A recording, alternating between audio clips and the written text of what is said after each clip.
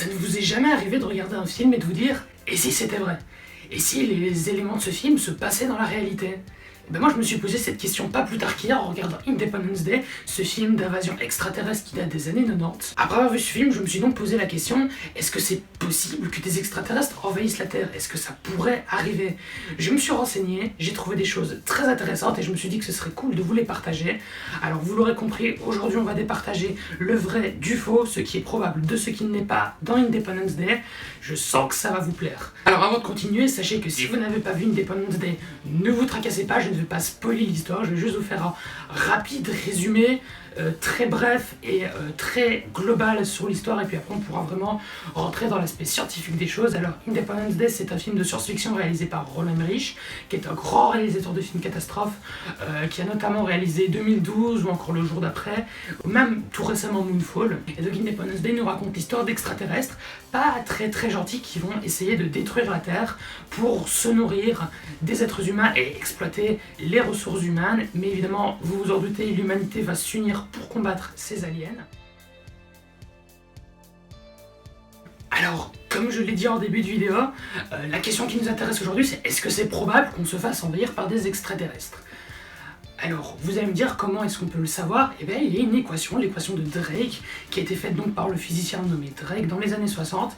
Et cette équation, en gros, elle calcule la probabilité qu'on rencontre des extraterrestres de notre vivant. Elle prend en compte plusieurs paramètres, tels que la distance de ces hypothétiques extraterrestres, est-ce qu'ils sont à plusieurs milliers d'années-lumière ou est-ce qu'ils sont juste à côté?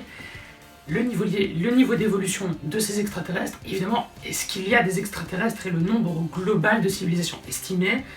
Alors évidemment, c'est des chiffres pas très concrets parce qu'on peut même pas savoir s'il y a de la vie sur notre système solaire, en tout cas à l'heure actuelle on peut pas savoir.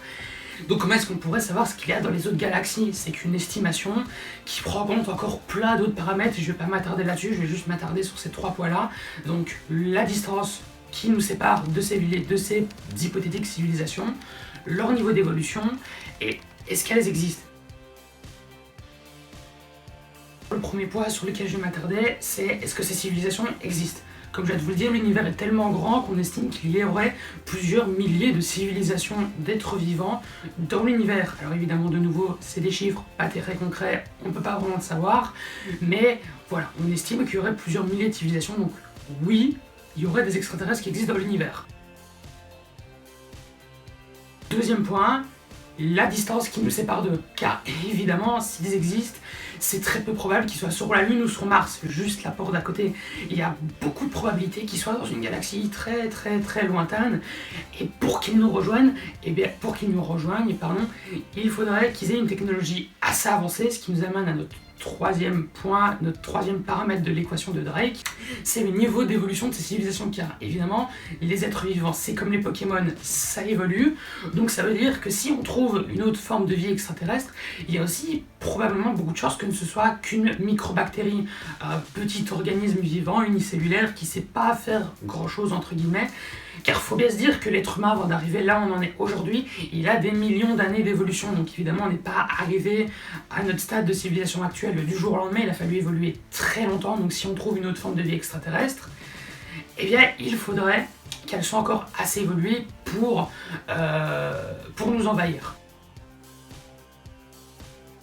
La probabilité que vous rencontriez un extraterrestre demain en allant à l'école ou au travail, elle est très faible, voire même quasi nulle. Alors il y a un autre paramètre à prendre en compte, paramètre qui est quand même assez important, c'est qui nous dit que ces extraterrestres sont méchants, qui nous dit que ces extraterrestres, s'ils viennent demain, qu'ils débarquent demain sur la Terre, qui nous dit qu'ils voudront nous envahir et nous exterminer, peut-être qu'ils sont gentils.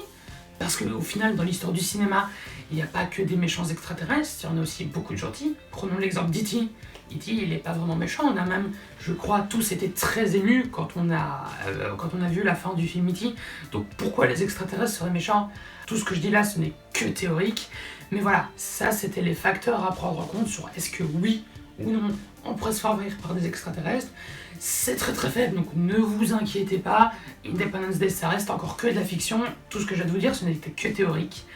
Mais voilà, sachez-le quand même, ça peut être assez intéressant à savoir. Voilà, c'est la fin de cette vidéo, j'espère qu'elle vous aura plu. Si oui, n'hésitez pas à vous abonner et à me le dire dans les commentaires si vous avez envie que je décrypte un autre film, voir ce qui est probable dans ces autres films-là. Sur ce, moi je vous dis à la prochaine vidéo qui arrive très bientôt.